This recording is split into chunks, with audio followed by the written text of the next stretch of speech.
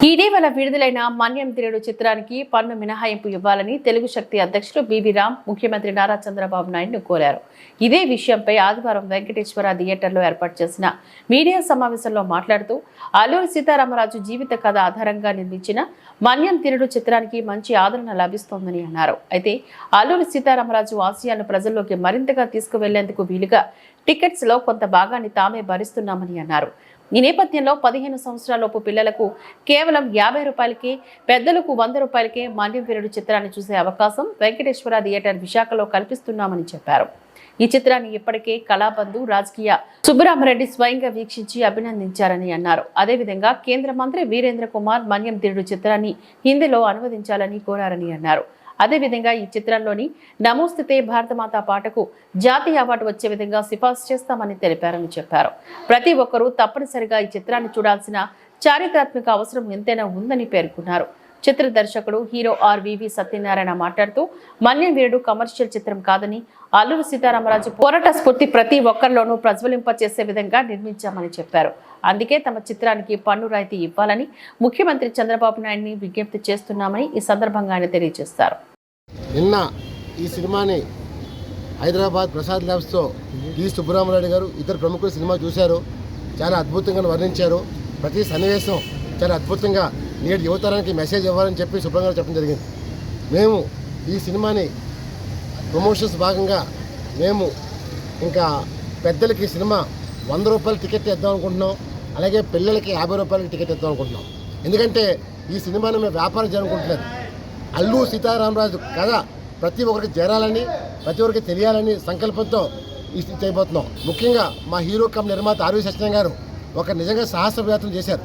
ఇలాంటి సినిమా చూపించాలి, భావితరాలు తెలియాలని ఉద్దేశంతో సంకల్పంతో సినిమా తీశారు. డిఫరెంట్గా ఈ సినిమా చూసిన ప్రతి ఒక్కరూ చాలా అద్భుతం చెప్పారు. ముఖ్యంగా నమోస్తుతి పాట, ఆ పాట ప్రతి ఒక్కరు నాశనం కూడా సిఫార్సు చేస్తున్నారు. అసలు డిఫరెంట్గా నేను రేపు త్వరలో చంద్రబాబు కలవబోతున్నాను. ఈ సినిమాకి ట్యాక్స్ ఫ్రీ కోరబోతున్నాను. ఎందుకంటే ఇది కమర్షియల్ సినిమా కాదు, ఒక సందేశం సినిమా.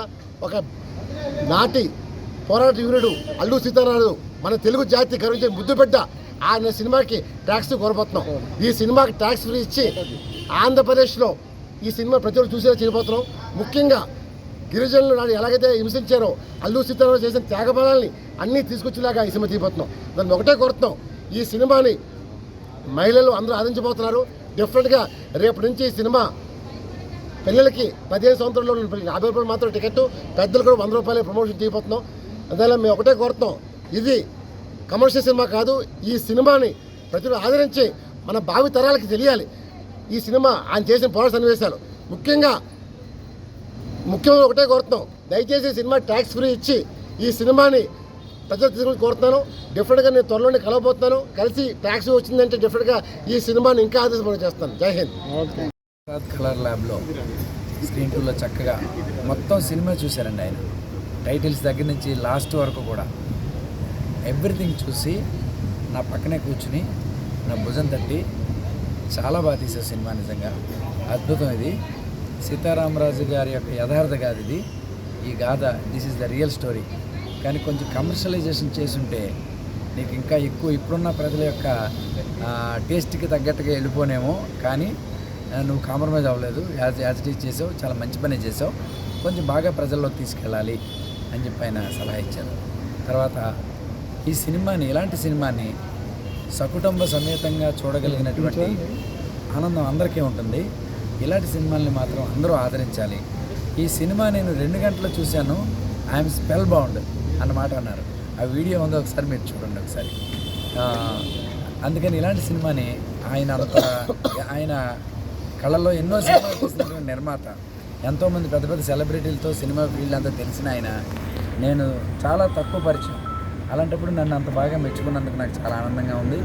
మరి ఇది ప్రజల్లోకి అందరికీ తీసుకువెళ్ళి ప్రతి విద్యార్థిని అందరూ కూడా తెలుసుకొని